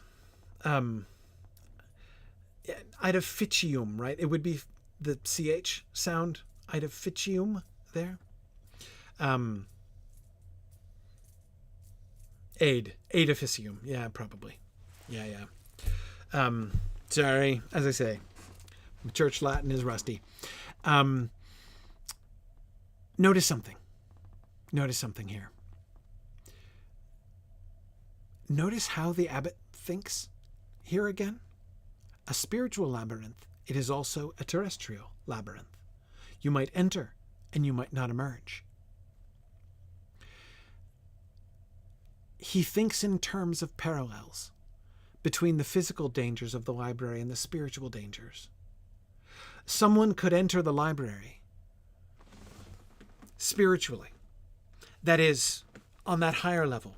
They could read the books, and the books would lead them astray. They would enter into a spiritual labyrinth, and they would not escape. And their souls would be lost. And their souls would waste away in deprivation, like somebody starving to death, trapped in a labyrinth, right? That's what could happen to somebody who were just allowed to read any book they wanted to from the library, right? But it's also a physical labyrinth. So you see signs and signs of signs, right? The person wandering and getting lost in the library because its layout is a secret known only to 2 people. That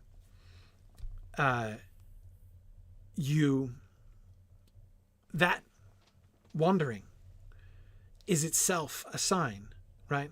It points to something on the higher level. That is the spiritual labyrinth that someone could enter if they read many of these books, which itself would point to an even higher thing, right? Which is the tendency of the human soul to become ensnared in error and confused by heresies, right?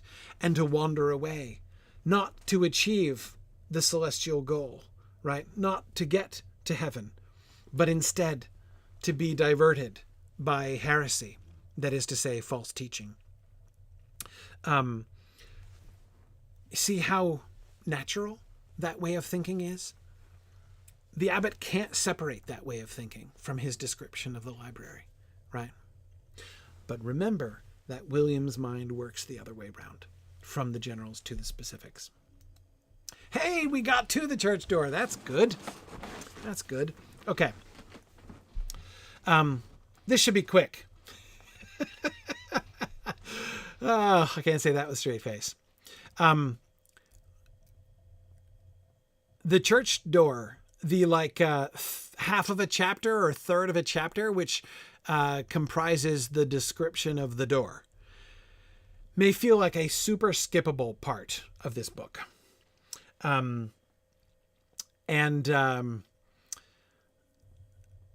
But I urge you not to skip it. And so I'll try to help unpack it.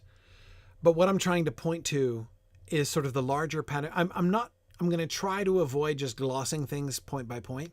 That is sort of explaining things point by point. But trying to signs and signs of signs, right?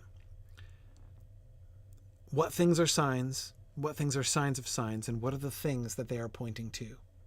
And are they pointing up or are they pointing down? Again, all those things.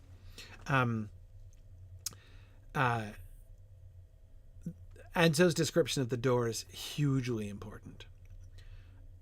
And rather than understanding every single detail, I want to try to help us make sure that we're entering into the proper frame of mind when we're reading this description. A medieval reader would love this part. Love it. They dug this kind of thing. Okay. Well, I can't go on for too long. But let's start. Maybe I can do this first one before we move on. At that hour of the day, the weak sun was beating almost straight down on the roof, and the light fell obliquely on the facade without illuminating the tympanum. The tympanum is the half-moon part above the door, right? So you got the door and an arch above the door, and the part in the half-moon part, that's the tympanum. So after passing the two columns, we found ourselves abruptly under the almost sylvan vault of the arches that sprang from the series of lesser columns that proportionally reinforced the embrasures. When our eyes had finally grown accustomed to the gloom, the silent speech of the carved stone, accessible as it immediately was to the gaze and the imagination of anyone, for images are the literature of the layman, dazzled my eyes and plunged me into a vision that even today my tongue can hardly describe. Little note there. Again, Echo is exactly right about this. Images are the literature of the layman. A very great deal of what most medievals would have known about literature and about sacred stories, like about Bible stories, they would have known from reading the pictures, from seeing the pictures on the church. Images are the literature of the layman. Yes.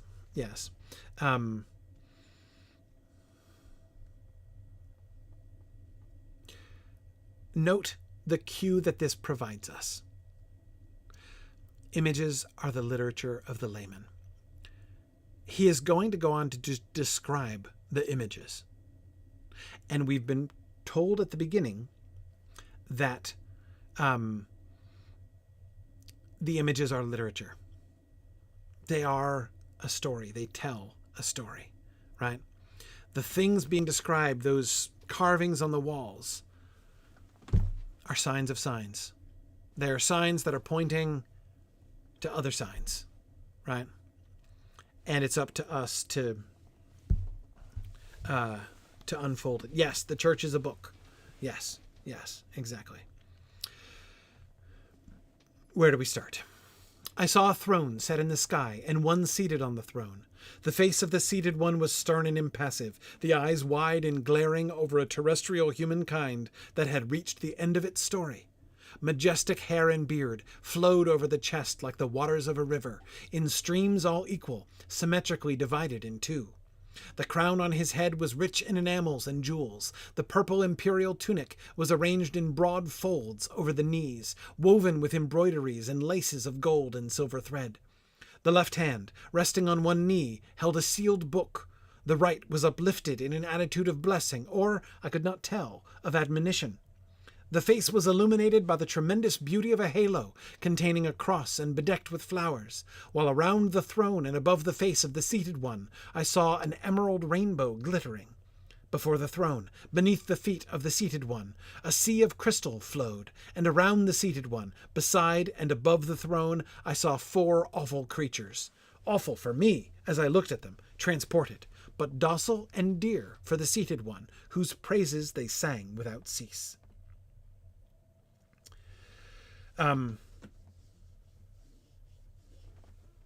Yeah, Eric, that's a good way of saying it. Modern people sometimes criticize the medieval church for not getting Bibles into everyone's hands, but they couldn't read. The church did try to get the content into people's heads, though, by carving it on its buildings. Yes, yes. Emily, this does feel like the visions of Ezekiel. Setup isn't exactly the same. It's close. Ezekiel is warm, but not quite... as Frodo would say, near but not quite in the gold.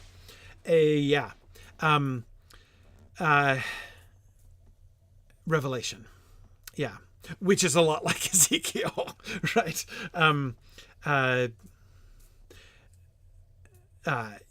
The book of Revelation, which was written by an enormous fan of Ezekiel and Daniel, especially.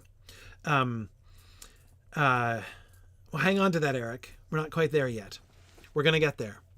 I say hang on because we're... let's take in the images first. The seated one. Notice what he's not doing. Adso, our narrator, not the seated one. What Adso is not doing? Adso isn't interpreting. Who's the seated one? It's not hard. That's God, right? Or Christ, or both. But notice he keeps calling him the seated one, right? He's just describing. Yes, it's a word picture that allows the reader to interpret. It invites the reader to interpret.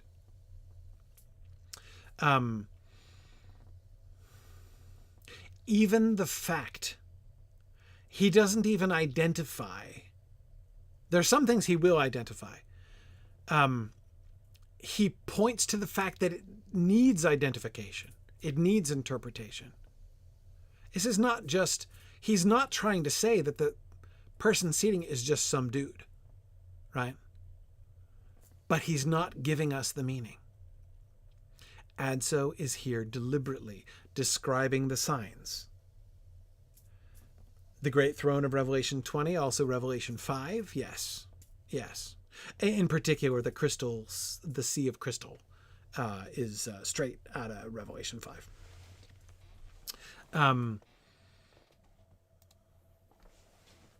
Or rather, not all could be called awful, because one seemed to me handsome and kindly, the man to my left, so one of the beasts is a man, and to the right of the seated one, who held out a book. But on the other side there was an eagle I found horrifying, its beak agape, its thick feathers arranged like a cuirass, powerful talons, great wings outstretched. And at the feet of the seated one, under the first two figures, there were the other two, a bull and a lion, each monster clutching a book between talons or hoofs, and the body turned away from the throne, but the head turned toward the throne, as if shoulders and neck twisted in a fierce impulse, flanks tensed, the limbs those of a dying animal, maw open, serpent-like tails coiled and writhing, culminating at the top in tongues of flame. Both monsters were winged, both crowned by halos. Despite their formidable appearance, they were creatures not of hell but of heaven, and if they seemed fearsome, it was because they were roaring in adoration of one who is to come, and who would judge the quick and the dead. Okay, hang on. Stop interpreting. Stop.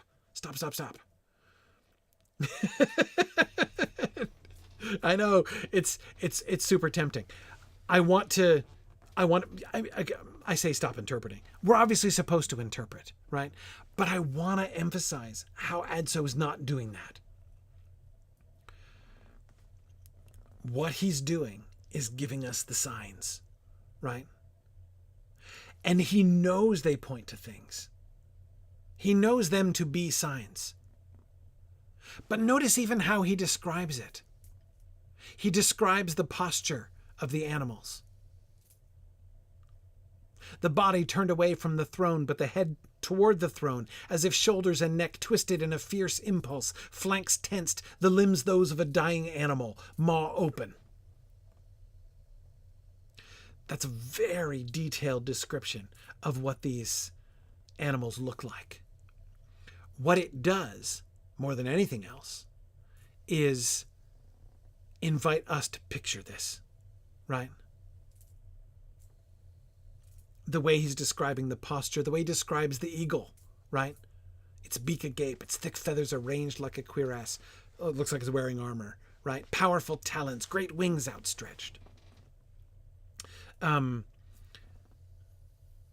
Its body is facing outward, but the head's back towards the seated one. And there's a tortuous twisting of the body, right?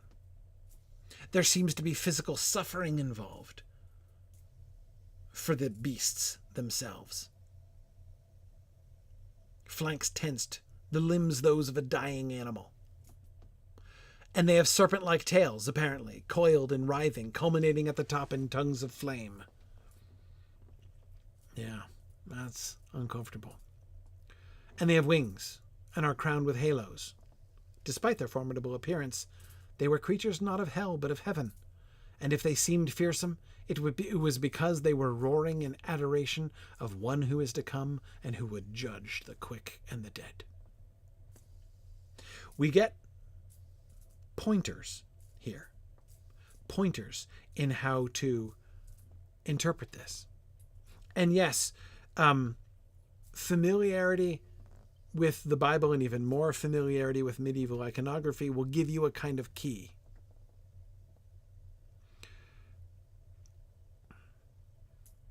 As Eric was explaining it, Eric, I'm not trying to give you a hard time. It was actually not even, I kind of came in prepared to do exactly what you were doing. And then it wasn't until I was reading it aloud that I was like, ooh, wait a second. Let's make sure we're hearing not only the symbols that Adso is pointing to, but how he's describing them, right? Because this is very common. What he's described so far is all over the place in the Middle Ages. This is like a, it's not just familiar. This is a standard sort of thing to describe.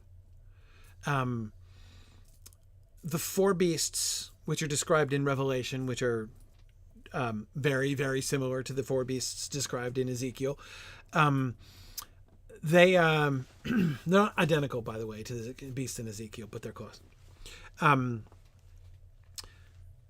This is associated. Like, there is a standard interpretation of these. And the standard interpretation, as Eric was suggesting, is that they are what were called the four evangelists. That is, the four authors of the Gospels.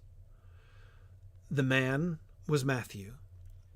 The lion is Mark. The ox is Luke. And the eagle is John.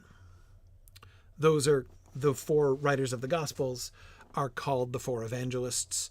In the middle, it's evangelium is just the word for gospel. So the four gospel writers, the four evangelists, were associated with those four creatures, with those four symbols.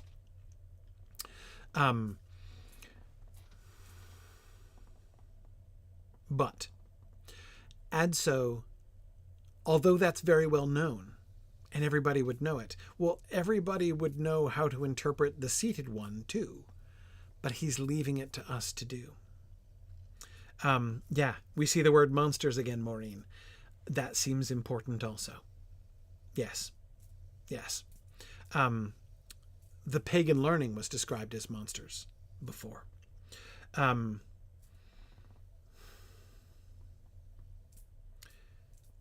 Yes, the monsters were not of hell, but of heaven. Exactly, Calvin. So there are monsters. There are heavenly monsters? Well, that's interesting. And note why that's important. Or rather, how that shows why it's important to resist just doing the interpretation in your head. Because what happens when you do an allegorical reading right away? When you immediately pop up to the next level, right? You see the four beasts. The man, the eagle, the ox, the lion. If you see those 4 beasts and you say, "Oop, 4 gospel writers, I know this one,"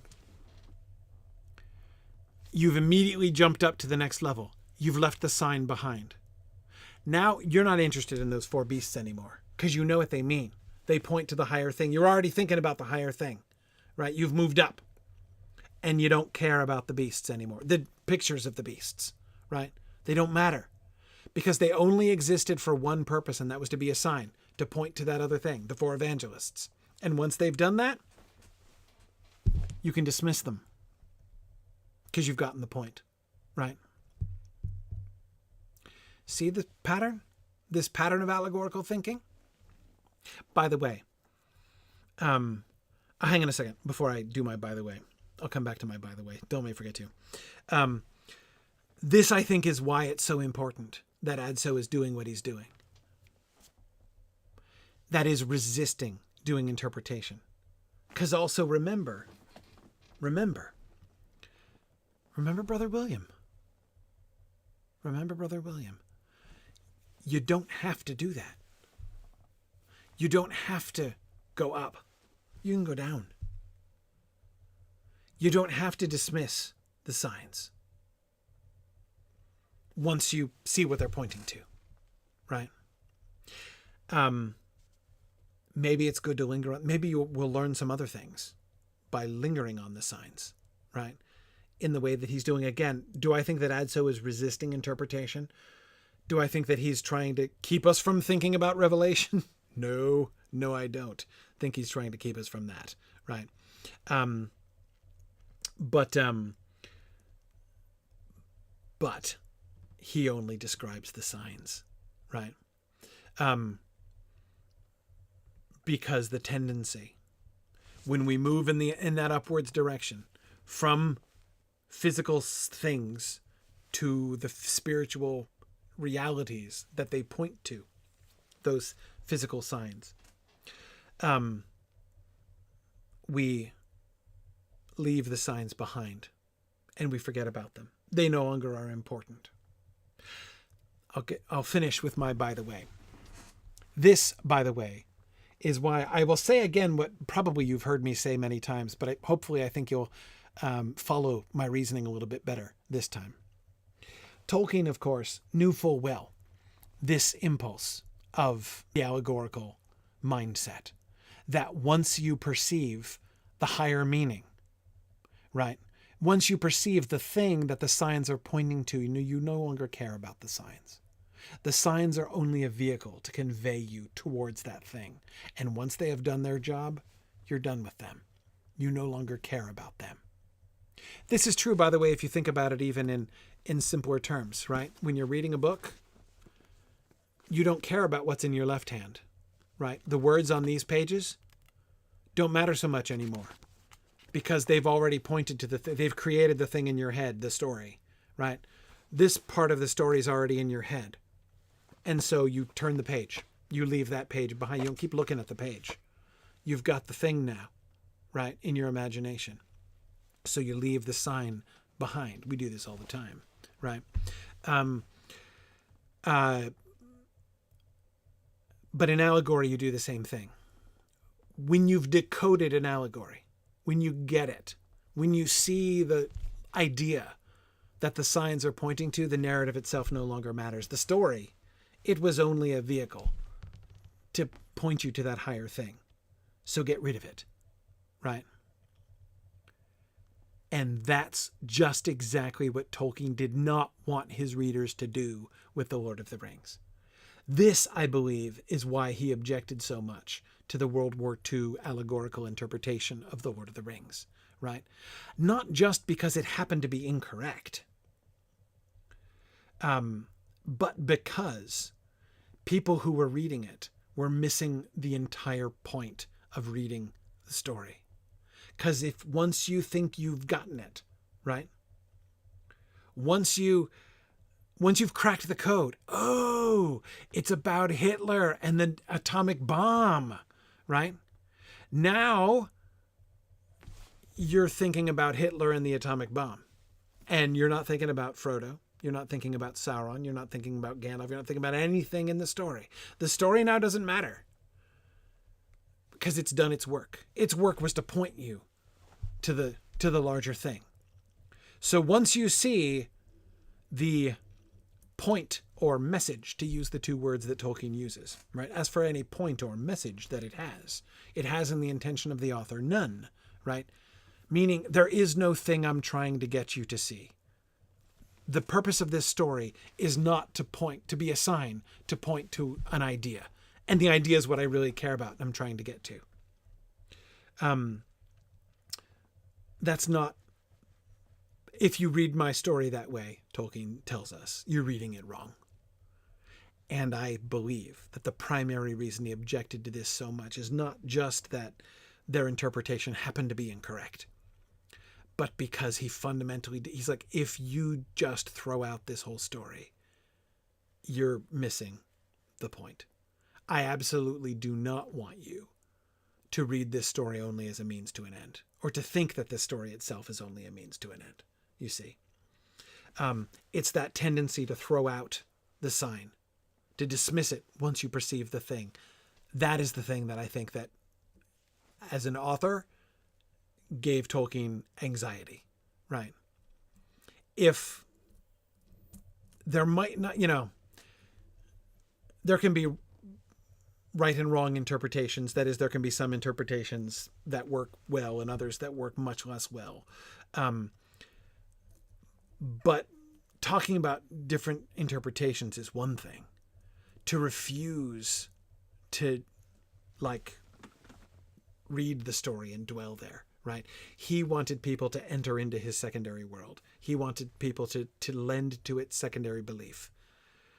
And you can't do that with a story that you're allegorizing, right? We talked about secondary belief last time versus willing suspension of disbelief, right? To read allegorically is to do neither one of those things, right? You put yourself at an enormous distance from a story when you interpret it allegorically. You use it, the story. You don't enjoy it, you use it. Use versus enjoyment. This is an important philosophical dichotomy in the Middle Ages.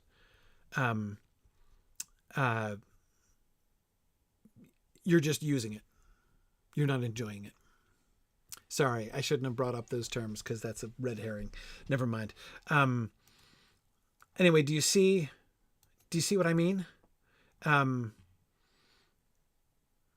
That's, I believe this is the essence of what bothered Tolkien so much about allegory and the allegorical interpretation, is that it is absolutely opposed to reading with secondary belief. It's impossible to both read something allegorically and to read it with secondary belief. In order to read it with secondary belief, you have to care about the world, about the people, about the world, about the characters, about the events, right? You have to be imaginatively a part of that world like you are a part of our world, right? That's the parallel between the primary and the secondary world. How are we going to act? How are we going to interpret signs and signs of signs, right? And that is the thing that's really fascinating about this whole description. We'll come back to it.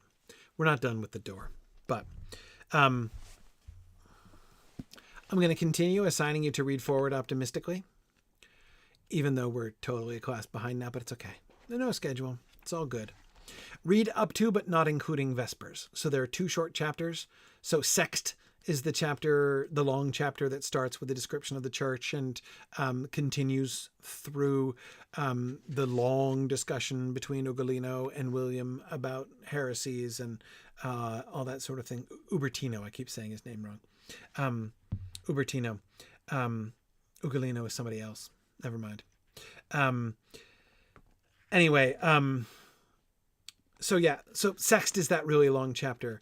I'm not going to linger too long on all of the heresies in the second half of the chapter, but we'll finish up that chapter, and then there are 2 short chapters toward Nons and after Nons, I think, are the 2 chapters. So let's include those, and then we'll stop when we get to Vespers, and we'll continue after. We should have enough, I think, in the end of Sext in the next 2 short chapters. All right. So that's for next week. I will be here next week. Then I'll be out for a week for Mythmoot, because the Wednesday before Mythmoot, I'll be traveling down to Virginia. So I won't be available a fortnight from tonight, but I'll be here next week. So, all right. Very good. Thanks, everybody. As I say, I think we'll start to speed up a little bit as a lot of this, sort of the groundwork continues to get established. But all right. Thanks, everybody. Have a great week. See you next time. Bye now.